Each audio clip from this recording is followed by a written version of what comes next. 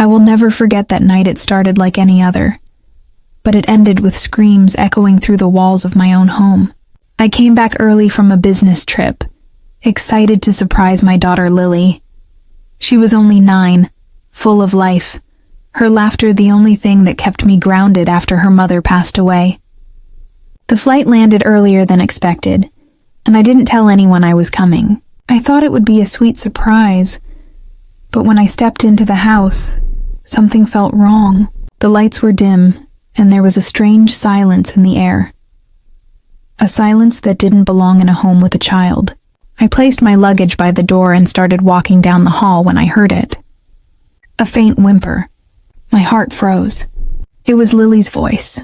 Then came another sound, a sharp, cruel slap. My pulse began to race. I pushed open her bedroom door slowly, not ready for what I was about to see. There she was, my little girl, crouched in the corner, tears streaming down her face. And standing over her was my stepmother, Evelyn, the woman who had raised me after my father died. She had a look in her eyes I had never seen before, cold, furious, almost possessed.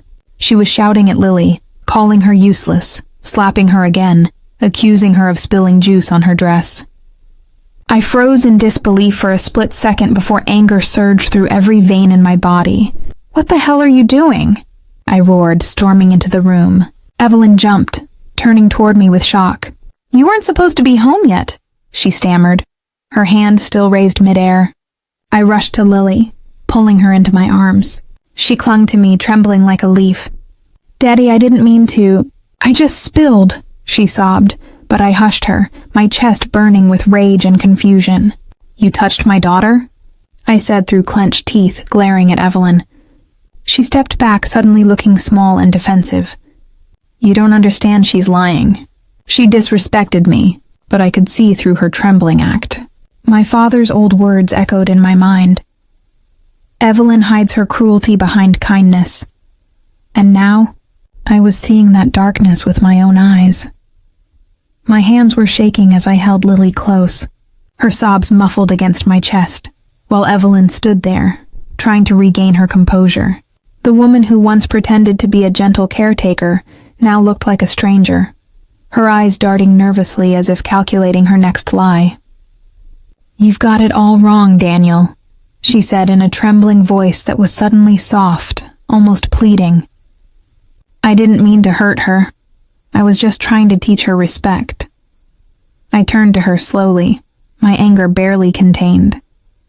"You don't teach respect by raising your hand to a child," I snapped. "Especially not my child."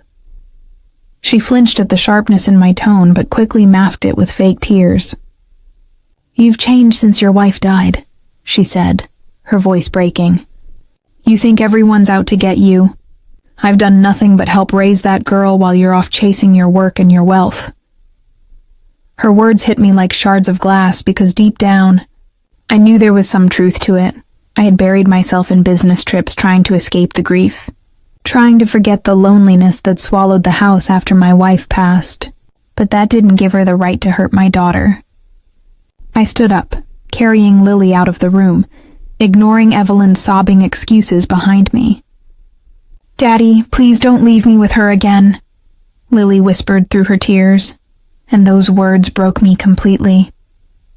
I kissed her forehead and promised, "Never again, sweetheart. I promise." I took her to my room, sat her on the bed, and handed her some water.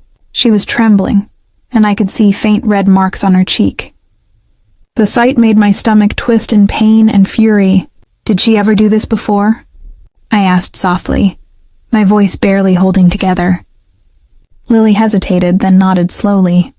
"Sometimes when you're gone," she said. "She says I'm too spoiled, that you only love me because I look like Mom." My breath caught. It wasn't just about anger or jealousy anymore, this was hatred. Deep, festering hatred toward a child who had done nothing wrong. I clenched my fists and realized that this house had become a place of fear for my daughter. And that night, I swore it would never be again. I sat beside Lily until she fell asleep, her tiny hand still gripping my sleeve as if afraid I might disappear again. The room felt heavy with the weight of everything I had just discovered. I stared at her peaceful face, at the faint bruise forming near her eye, and I felt a kind of rage I had never known before. A cold, silent rage that burned deeper than any flame. I couldn't sleep. Not after seeing what Evelyn was capable of. I needed answers. I stepped quietly out of the room and walked back toward the living room. Evelyn was there, sitting on the couch, her face buried in her hands. She looked up as I entered, her expression shifting instantly from sorrow to defensiveness. "Daniel, please, you have to understand," she started, but I cut her off sharply. "Understand what? That you've been abusing my daughter while pretending to be some kind of savior?" My voice echoed through the quiet house. Her lips trembled, and for a moment she didn't respond. Then her face hardened. "You think you're such a perfect father?" she hissed. "You think money fixes everything. That girl needed discipline. She's growing wild just like her mother." My blood ran cold at those words. "Don't you dare talk about her mother," I said, stepping closer. "You lost every right to mention her the second you raised your hand against Lily." Evelyn stood, her voice rising. "You don't know what it's been like, living here alone with her while you bury yourself in business. She mocks me, she ignores me, she acts like I'm a stranger." I shook my head, realizing now that she wasn't sorry, she was resentful, bitter that I had a daughter who reminded me of the woman I loved, while she was nothing but a shadow of my father's mistake. "Get out," I said quietly. "What?" she whispered, stunned. "You heard me. Pack your things and get out of my house tonight." She stared at me as if she couldn't believe I'd actually said it. "You can't just throw me out. Your father left me this home too," she screamed, her voice shaking. "Then you can take it up with your lawyer," I said coldly. "But tonight, you're done hurting anyone here." Evelyn's expression twisted with fury and disbelief, as if I had just committed the greatest betrayal against her. But I didn't care anymore. For years, I had tried to convince myself that she had changed after my father's death, that she had learned compassion, that the bitterness she carried would fade with time. But now, I saw the truth. She had only been hiding her venom, waiting for a moment when no one would stop her. She glared at me, her voice low and trembling. "You'll regret this, Daniel. You think you can throw me away after everything I've done for you?" I stood tall, my tone steady. "You didn't do it for me. You did it for yourself. You used my father's death to chain yourself to this family, and now you've hurt the only innocent person left in it." Her eyes darkened, and for a brief second I saw something frightening, an expression of deep hatred, the kind that made me realize she wasn't just angry. She was dangerous. "You always took her side," she spat. "Even when she was alive, you never saw what kind of woman she really was. Your wife made a fool of you, and now that brat is doing the same." My jaw tightened, but I didn't respond to her poison. I walked past her, opened the front door, and pointed outside. "Leave, Evelyn, right now." For a moment she didn't move. The silence between us stretched, thick and suffocating. Then with a bitter laugh she grabbed her purse and marched toward the door. "You think this is over?" she sneered. "You don't know what I'm capable of." I didn't answer. I just closed the door behind her and locked it, the sound echoing like a final chapter closing. I stood there for a moment, breathing hard, staring at the empty hallway. The house was silent again, but this time the silence felt different. It wasn't peaceful. It was uneasy, like a storm had passed but left the air electric with warning. I went back to Lily's room to check on her, brushing a strand of hair from her forehead. She slept soundly now, but I knew things weren't over. People like Evelyn didn't just disappear quietly. I had taken the first step to protect my daughter, but deep down, I knew this was just the beginning. The next morning, sunlight crept through the curtains, but it brought no comfort. My mind was restless, replaying every word, every slap, every tear from the night before. Lily woke up quietly, her voice small and unsure when she said, "Daddy, is she gone?" I nodded, forcing a calm smile. "Yes, sweetheart. She's gone for good." She looked relieved, but I could still see the fear lingering in her eyes. It broke my heart to know she'd been living with that kind of pain while I was away chasing contracts and meetings, blind to what was happening under my own roof. I made her breakfast, her favorite pancakes with strawberries, hoping to restore some sense of normalcy. But even as she smiled faintly and ate, I could see how deeply the scars ran. She flinched at sudden sounds, avoided looking down the hallway, and spoke in whispers as if afraid someone might hear her. I decided I wouldn't let her carry that fear alone anymore. After dropping her off at school, I went straight to the police station. I explained everything: the bruises, the threats, the years of manipulation I had ignored.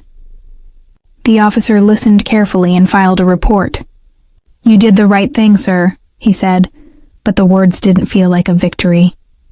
They felt like an overdue confession. When I returned home, the emptiness of the house was almost unbearable. Every corner reminded me of how naive I'd been. The framed photos on the wall, Evelyn smiling beside my father, pretending to be family, suddenly looked grotesque. I tore them down one by one, unable to stand the sight. Later that evening, as I sat on the couch trying to focus on paperwork, I noticed something strange. A shadow outside the window. My chest tightened. I got up slowly, moved the curtain aside, and my blood ran cold. Evelyn was standing by the gate, her face pale, her eyes fixed on the house. She wasn't crying or shouting. She was just watching, motionless. A chill went through me. I turned on the porch light, hoping she would leave, but she didn't move. Only after a long minute did she turn and walk away into the darkness. That's when I realized she wasn't done with us, not yet. That night, I couldn't sleep. Every creak of the house making me sit up and listen, every gust of wind sounding like footsteps outside the window. My mind wouldn't stop imagining her face, those cold eyes staring back through the darkness. I double-checked all the locks, even installed the small security cameras I had bought months ago, but never bothered to set up. I told myself it was just precaution, but deep down I knew I was afraid of what Evelyn might do next. The next few days were tense but quiet. Lily began to smile a little more, her laughter returning in small doses. And for a moment I allowed myself to believe the worst was behind us. But peace has a cruel way of ending, just when you start to trust it. On the fourth night, I came home late after a meeting. The house was dark except for the faint glow from the kitchen. I frowned, knowing I had turned all the lights off before leaving. I stepped inside, careful not to make a sound, and what I saw made my blood run cold. The kitchen door was slightly open, and through the crack, I could see Evelyn sitting at the table. Her hair was messy, her eyes hollow, her hands clutching a photo of my father. "You shouldn't have thrown me out, Daniel," she whispered without looking up, her voice trembling with a strange calmness. I froze where I stood, torn between anger and fear. "How did you get in here?" I demanded. She looked up then, a chilling smile creeping across her face. "You forgot the spare key under the flower pot, just like your father used to do." My pulse quickened. "You need to leave now, Evelyn, before I call the police." She laughed softly, shaking her head. "You think they'll protect you? You think they'll believe I'd ever hurt that little girl?" Her tone shifted, low and venomous. "You owe me, Daniel. Everything you have, this house, your money, it's all because I kept your family together after your father died." I stared at her, realizing this wasn't about Lily anymore. This was about control, about power. "You're sick?" I said quietly. "And I'm done being afraid of you." She stood up slowly, her smile fading, and the look in her eyes told me she wasn't leaving without a fight. For a moment, we just stared at each other.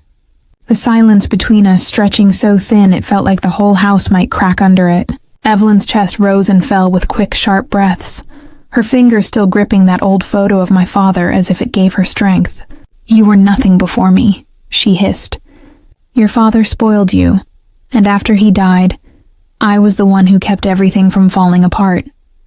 You think you can erase me now? You can't. I made this family." I stepped closer, my voice calm but cold. "No, you destroyed it. And if my father could see what you've become, he'd be ashamed." Her eyes widened, her lips trembling with rage. "Don't you dare speak for him," she screamed, slamming her hand against the table so hard the photo frame shattered. The noise jolted Lily awake upstairs. I heard her small, frightened voice calling, "Daddy?" I turned my head for just a second, and that's when Evelyn lunged. She grabbed a kitchen knife from the counter, her face twisted in desperation. "You took everything from me," she cried, rushing forward. I dodged instinctively, my heart pounding in my throat. The knife grazed my arm, leaving a burning line of pain. I grabbed her wrist, struggling to push her back as she fought like someone possessed. "Evelyn, stop!" I shouted, but she was beyond reason. Her strength came from madness, from years of bitterness that had finally erupted. I forced her hand down against the table, the knife clattering away, and she collapsed into sobs. For a long moment, neither of us moved. The sound of Lily's crying drifted down from upstairs, and it cut through the chaos like a reminder of what truly mattered. I pushed the knife away, panting, and stepped back. Evelyn sat on the floor, shaking, her mascara streaked down her cheeks. "You ruined everything," she whispered. "You took him from me, and now her too." I picked up my phone and dialed the police, my hands trembling but steady enough to press the buttons. "It's over, Evelyn," I said quietly. She looked up at me with empty eyes, her voice almost a whisper. "You'll never be free of me." But I didn't believe her anymore. Not this time. The sirens broke the silence minutes later, flashing red and blue through the windows like the pulse of justice itself. I stood by the door, breathing hard, while Evelyn sat slumped against the kitchen wall, her eyes vacant, but her lips still muttering words I couldn't understand. When the officers entered, she didn't resist. She just looked at them, then at me, and said in a hollow voice, "He's lying. I was protecting the girl." The officers exchanged glances, but one look at the bruises on my arm and the broken glass on the floor told the real story. They handcuffed her gently, reading her rights as she stared blankly ahead. As they let her out, she turned back one last time, her voice sharp but shaking. "You think this ends with me in handcuffs? You can't wash away blood, Daniel." I didn't respond. I just closed the door behind her and leaned against it, letting the silence flood the house again. My hands were trembling so badly I could barely hold my phone. When I finally went upstairs, Lily was standing at the top of the stairs, her little face pale with fear. "Daddy, what happened?" she whispered. I crouched down and hugged her tightly, feeling her heartbeat against mine. "It's okay, sweetheart," I said softly. "She won't hurt us anymore." She buried her face in my neck and started crying, and I realized I'd been holding my own tears back all night. We stayed like that for what felt like hours, until her sobs turned into soft breaths. I tucked her back into bed, kissed her forehead, and sat by her side until she fell asleep again. When I finally stood up and looked around the room, it felt different, lighter somehow, though the fear still lingered in the corners. I walked back to the kitchen, the chaos of the fight still scattered across the floor, and slowly began to clean it up. Each broken shard of glass felt like a piece of the past I was finally letting go of. When I picked up the photo Evelyn had dropped, I noticed my father's smile, calm and kind. For the first time in years, I didn't feel his absence. I felt his forgiveness. I whispered quietly, "It's over, Dad." I protected her this time. The following days passed in a strange blur of police visits, court paperwork, and restless nights where sleep came only in fragments. I gave my full statement, submitted the security footage from the cameras I'd installed, and provided everything they needed. The officers assured me Evelyn would face charges for assault, trespassing, and child endangerment. Hearing those words should have made me feel at peace, but the truth is, I felt hollow. Years of guilt and denial were catching up to me. I had let this woman into my home, trusted her with my child, and ignored the subtle warnings that now screamed in hindsight. Every time I looked at Lily, I saw both her strength and the pain she never should have known. She tried to act normal watching cartoons, drawing pictures, but sometimes I'd catch her staring off quietly, lost in thoughts too heavy for a 9-year-old. One evening, she came to me holding one of her drawings. It was of the three of us, May, her, and her mom standing under a big, bright sun. No Evelyn, no shadows, just peace. Mom would be proud of you, Daddy, she said softly. My throat tightened. Why do you say that, sweetheart? I asked. She smiled, the kind of smile that only children can give, innocent yet wise. Because you didn't run away this time. Her words hit harder than any accusation ever could. She was right. For years I'd buried myself in work, in meetings and money, convincing myself that providing was the same as protecting. But now I understood love isn't measured by what you give. It's measured by what you stand up for. That night, after Lily went to sleep, I sat by her door for a long time, listening to her steady breathing. The house was finally quiet, truly quiet. No footsteps in the dark, no cruel whispers, no fear. Just peace. I picked up my phone and called my lawyer, not to talk about Evelyn's case, but to start something new. I wanted to sell the house, to move somewhere fresh where no memory of her lingered, a place where Lily could grow without shadows chasing her. It was time to start over, not as a broken widower or a frightened father, but as a man who had finally chosen to fight for his family. A month later, the house was empty, stripped of everything that had once tied us to those dark memories. The walls that had witnessed both laughter and pain now stood bare, echoing softly as movers carried out the last few boxes. I looked around one final time, remembering the nights I had sat awake in this very room, haunted by guilt and silence. Now there was only calm. The court had ruled in my favor. Evelyn was sentenced to 3 years in prison. Her appeals denied after the footage and testimonies confirmed everything. When I received the news, I didn't feel triumph, only a quiet release. Justice didn't always roar. Sometimes it just whispered that the nightmare was over. Lily and I moved into a small coastal town 2 hours away, where the sea met the horizon and the air smelled like salt and new beginnings. The first night there, we watched the sunset from the porch. The sky burned orange and pink, and Lily sat beside me, resting her head on my arm. "Do you think Grandma Evelyn will ever come back?" she asked softly. I took a deep breath before answering. "Maybe someday she'll realize what she did was wrong," I said. "But even if she does, she won't be part of our lives again. We've been through enough." She nodded slowly, as if accepting it not with fear, but with understanding. I looked at her, then really looked, and saw how strong she had become despite everything. Her innocence had been tested, but it hadn't been destroyed. And maybe, in some small way, that was the victory that mattered most. Later that night, after I tucked her into bed, I stepped outside to listen to the waves crash against the rocks.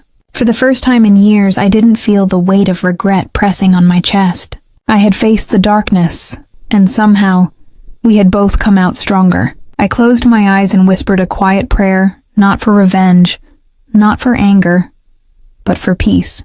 Peace for my father's soul, for my daughter's future, and even, strangely, for Evelyn's broken heart. Because sometimes the truest strength isn't in holding on to hatred, but in finally learning to let go.